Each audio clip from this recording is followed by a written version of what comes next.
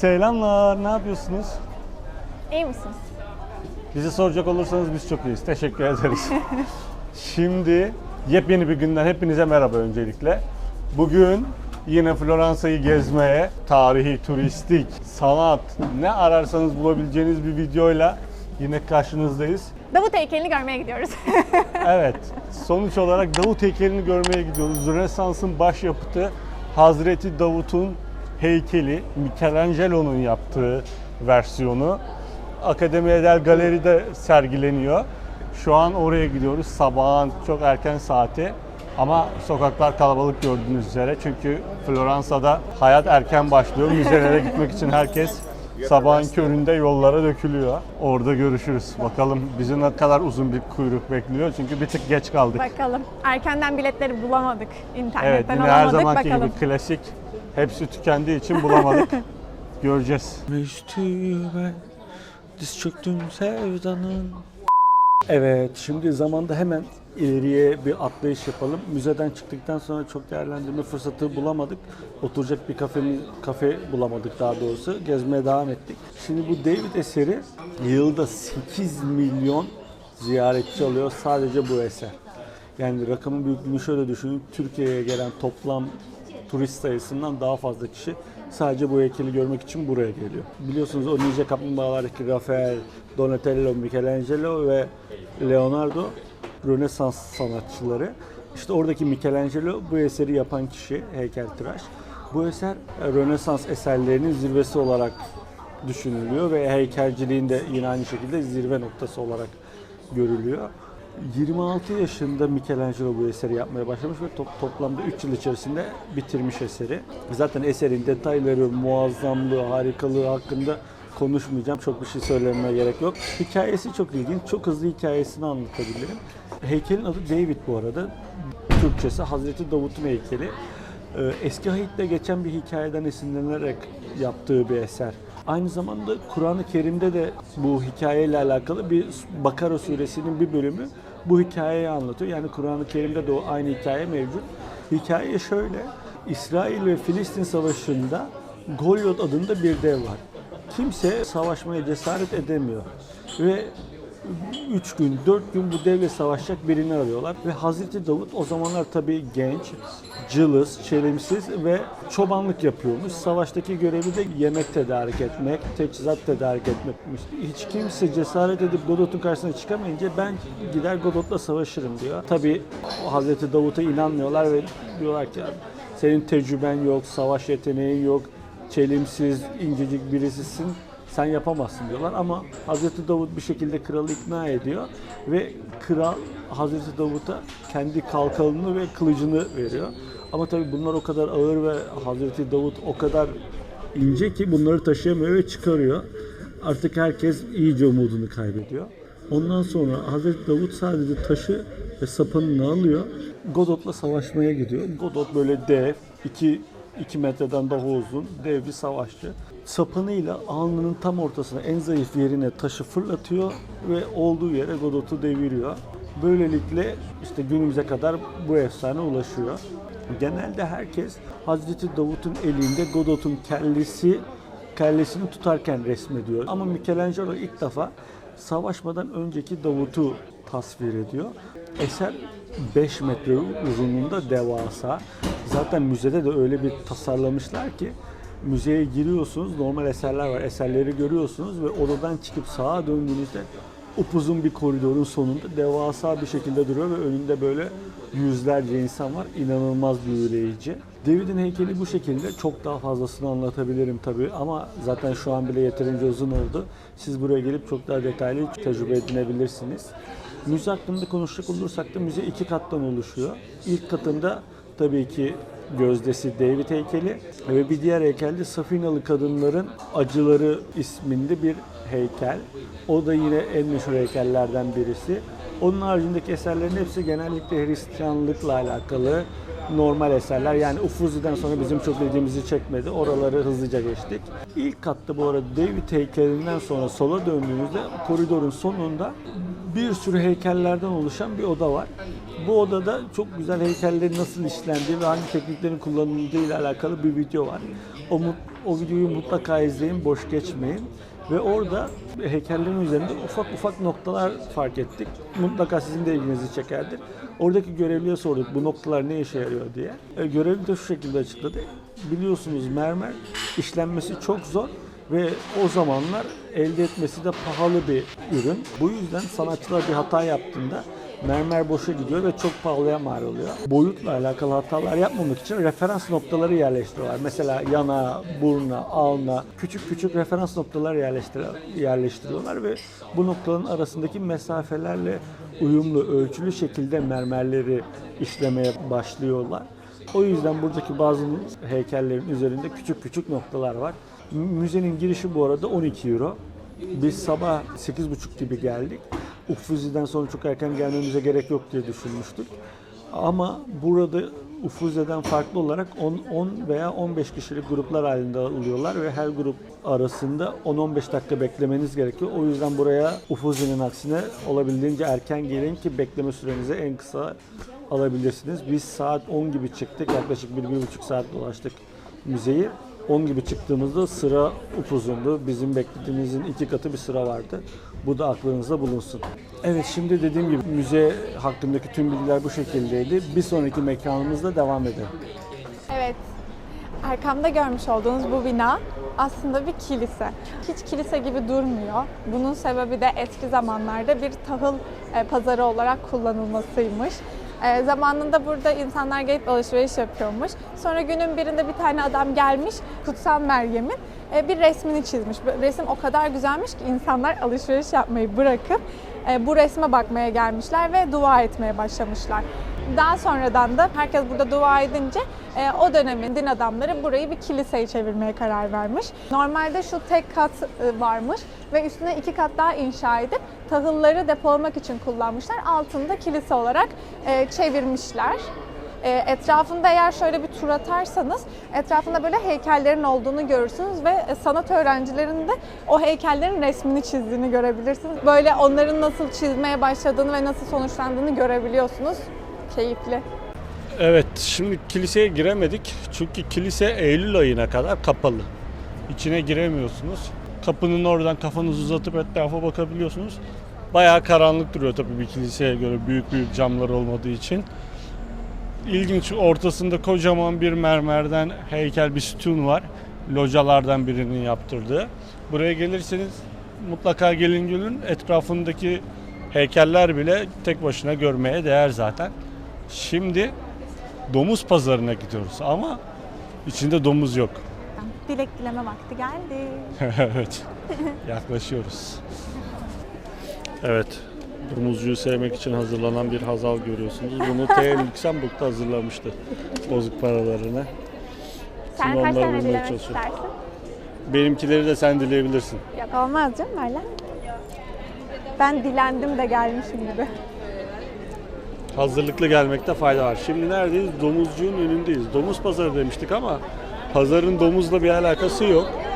Sadece deri işleri satıyorlar. Kemerler, çantalar, cüzdanlar, ceketler, onları satıyorlar. Ama önündeki şu domuz sebebiyle domuz pazarı deniyor günümüzde. Burada domuzun böyle burnunu sevip ağzından içeri para attığınızda düşen ses sizin şansınızı gösteriyormuş. Genelde zaten düşmeyince daha da atıyorlar. Bakın ses çıktığında da herkes böyle o diye seviniyor çünkü şanslı olacağını. Eğer Floransa'ya tekrar gelmek istiyorsanız bu domuzun burnunu sevmek bir gelenek olmuş artık. Bu arada bu domuz pazarın çeşmesiymiş eskiden. Sonradan böyle bir olay başlamış. O da ilginç. Şimdi hadi geç bakalım.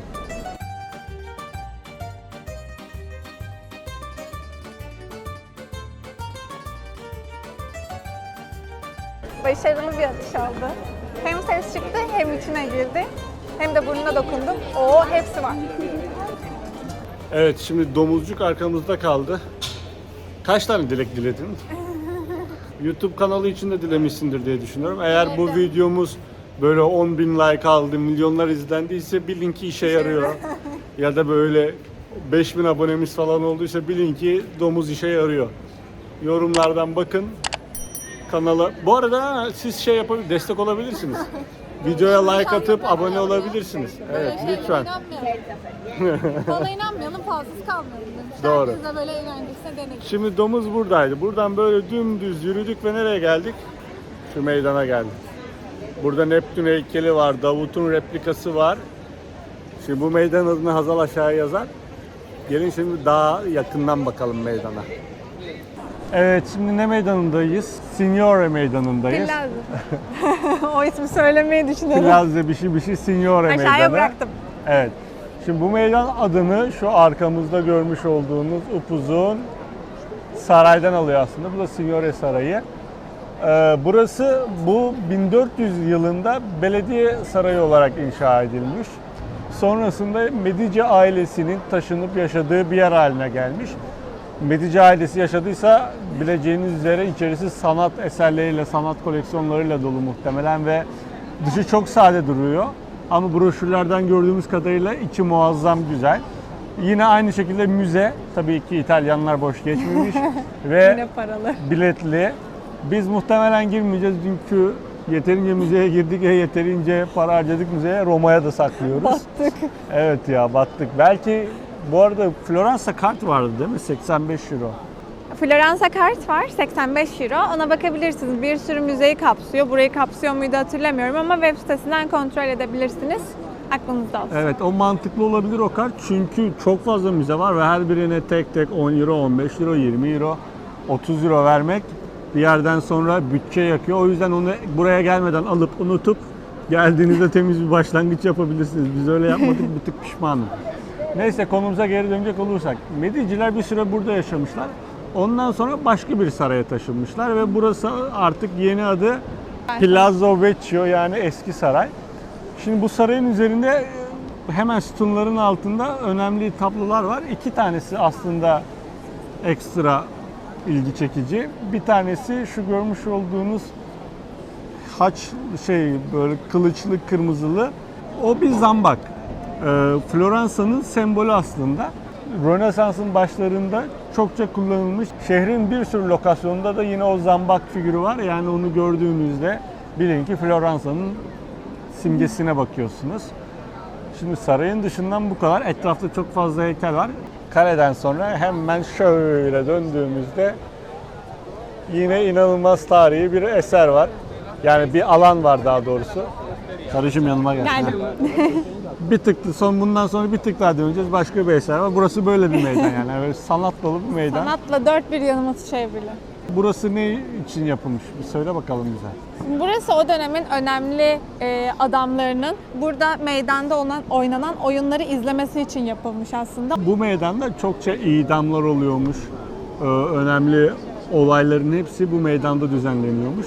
O olaylar sırasında devlet büyükleri ve yetkili kişiler bu arkamızda gördüğünüz locadan olayı takip ediyormuş. O locada üstü kapalı, yağmurdan ve güneşten etkilenmiyor. Bu arada günümüzde Floransa Belediye Başkanı da yine çalışmalarını buradan yürütüyor. Hatta şurada kendine bir balkon da yaptırmış. Konuşma mı yapıyor artık? Ne yapıyor bilmiyorum. Ama tabii içeride müze hala var. Evet, pardon. Bak bir de şunu göster. Orada Restorasyon çalışması evet, yapıyorlar. heykelin restorasyonunu yapıyorlar. Restorasyon çalışmaları da böyle yürütülüyor. Şimdi Davut heykelinin replikasının olduğu meydandan dümdüz yürüyerek Tam şuradaydı o heykeller, o meydan. Böyle geldiğinizde direkt Uffizi Galerisi'nin olduğu yere geldik. Burada Uffizi Galerisi'nin önünde bir sürü resim yapan ressamlar var. Buraya gelip kendinizin resmini, portrenizi çizdirebilirsiniz ya da böyle komikli bir halde karikatürize ediyorlar. O şekilde çizdirebilirsiniz. şimdi biz hemen ne nehriydi ya burası? Santo Nehri miydi? Hazal onu aşağı yazsın. Evet, o aşağı nehre yazalım. çıktık. Şu an sular bayağı aşağıda ama geçmişte bu nehrin taştığı olmuş ve sular bayağı burayı komple sular altında kalmış, basmış. Hatta Duomo'nun böyle bir seviyesine kadar çıkmış. Şehrin belli noktalarında levhalar var. Suyun taşkınlar döneminde yükseldiği seviyeyi gösteren levhalar. kadar, evet. Onlara da dikkat edin. Siz de mutlaka şehri dolaşırken görürsünüz. Şimdi gelin nehre bakın. Nereden nereye kadar yükselmiş siz de bir görün. Ben inanamadım. Evet, nehir burası. Zaten en güzel manzarası da şu köşesi, köprüyle birleştiği yer. Sabahları burada böyle kano sürüyorlar. Kano takımları yarışıyor falan. Bayağı güzel görüntüler oluyor. Tabii güneşli havada çok daha güzel. Bugün biraz hava bulutlu ama şu an bile yine güzel duruyor. Bu arada eğer bir önceki videomuzu izlemediyseniz şu tepesi Michelangelo Meydanı. İnanılmaz güzel gün batımı izleyebilirsiniz orada. Şarabınızı, yiyeceğinizi alıp oraya gidin. Tabii bunları bir önceki videomuzu izlediyseniz bu bilgileri biliyorsunuz. Eğer izlemediyseniz de lütfen gidin izleyin arkadaşlar. O kadar çektik ya. Bunları izleyin. Oralardan öğrenin. Evet, şimdi nehri de gösterdik. Ufuzi'nin önündeydik dediğim gibi. Şimdi yemek yemeye. Hayır ya. Sen yemek yemeye gitmek çok istiyorsun biliyorum da. Kahvaltı etmedim. Birkaç noktamız Çok daha var. açım. Oraya gidip oradan hemen yemek yemeye geçeceğiz. İzlemeye Aslan. devam. Daha bitmedi.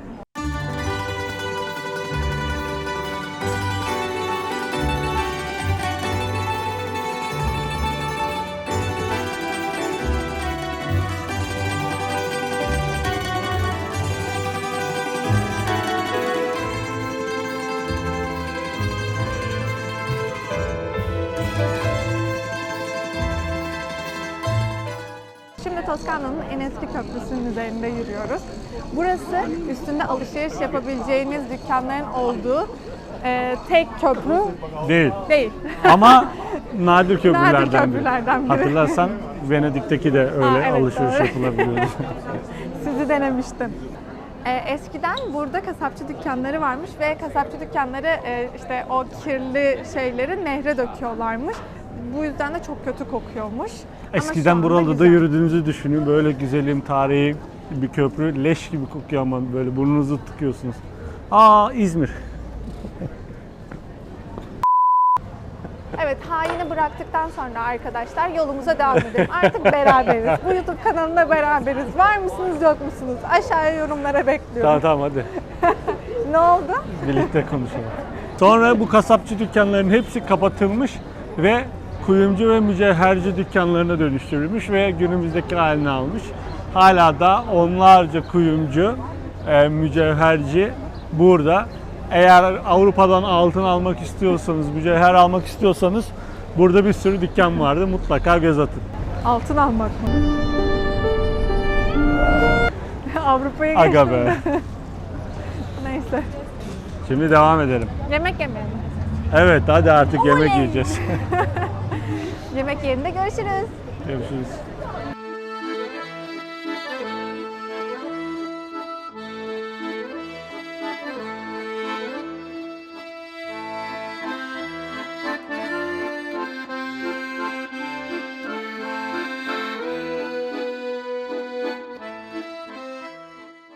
Evet arkadaşlar, koca Fransa'da yer kalmadığı için bu pizzacıya geldik ve sıra bekliyoruz.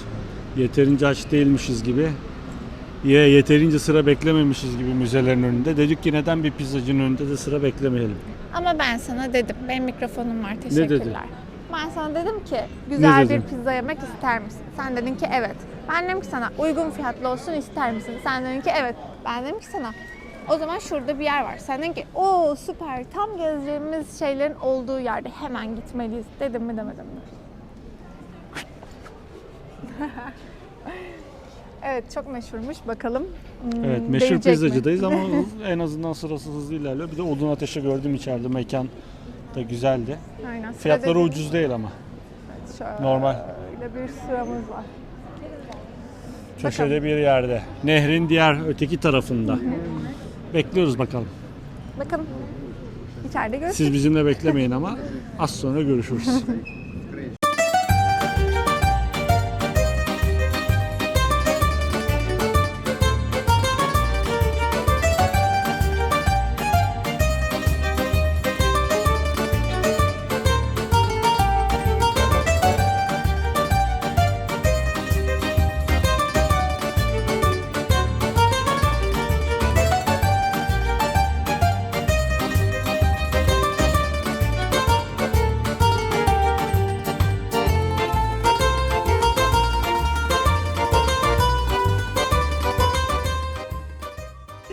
Pizzacıdan çıktık, karnımızı doyurduk sonunda.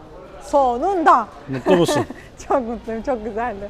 Kalan parçamızı da böyle paket yaptırdık. Asla geride bir şey bırakmıyoruz. Hazal tabii ki de yiyemedi, bitiremedi.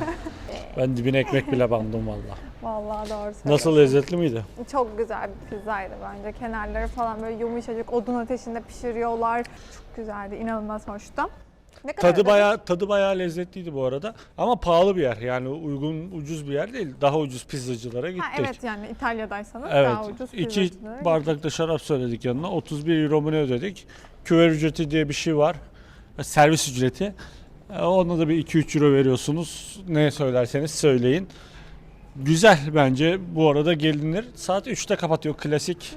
3'te ürünümüz bitiyor. Hani şey falan. Ve önünde hep sıra oluyor. Evet. Sıra biter gibi oluyor, tekrar çıkıyor. Biter gibi oluyor, tekrar çıkıyor. Bu kafalar kimin? Kafalar. Kafalar programını çekelim. Ay çok Bu nasıl bir mizah ya Rab? Tamam, Allah'ım bu mizahın yarısını komedyenlere de ver de onlar da iş bulsunlar. Şu an orospu meydanına çıktık. Pardon, çok özür dilerim ama bu meydanın adı öyle gerçekten. Burada eskiden genel ev varmış, o yüzden buraya o adı veriyorlar. 100 yıl önce yıkılmış bu genel ev ama ona rağmen yine de hala yerel halk öyle diyormuş.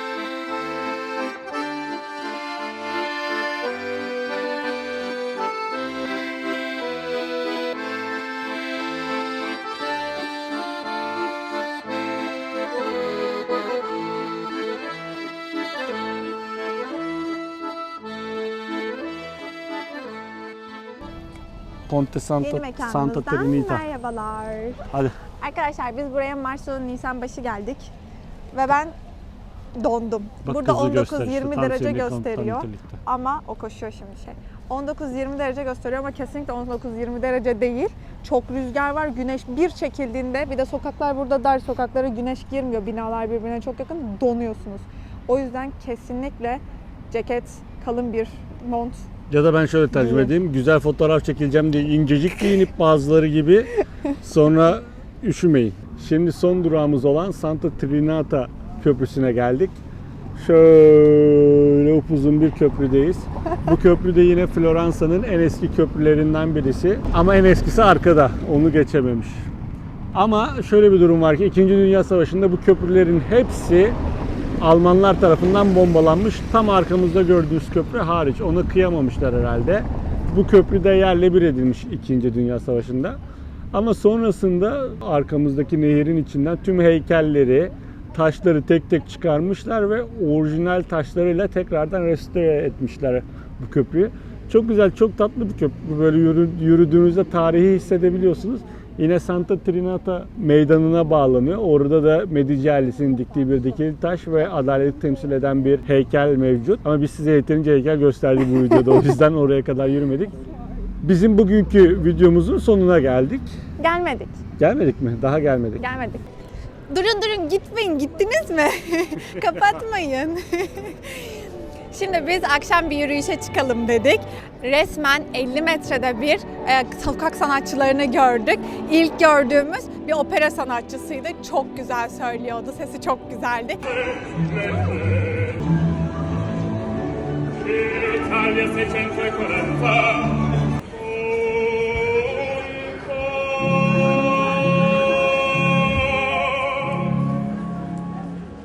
İkinci gördüğümüz yere portre çizenleri görmüşsünüzdür kesin Instagram'da. Onlardan biriydi. Üçüncüsü gitar çalan biri vardı. Şarkı söylüyordu aynı şekilde. Şimdi de arkamızda tekrardan müzik yapan biri var ve arkada da insanlar dans ediyordu ama şimdi gitmişler. Manzara şahane. Doğma'yı kesinlikle gece görmeniz gerekiyor ve gece dışarı çıkın. Keşfedin sokakları. Çok güzel. Bunları size göstermek istedik ve söylemek istedik. Eğer videomuzu buraya kadar izlediyseniz beğenmeyi, Kanalımıza abone olmayı ve daha fazla böyle video görmek istiyorsanız ve şuraya gidin, buraya gidin, biz burayı da görmek istiyoruz dediğiniz yerler varsa yorumlara yazmayı unutmayın lütfen. bir sonraki videoda görüşmek üzere. Hoşça kalın. Hoşçakalın.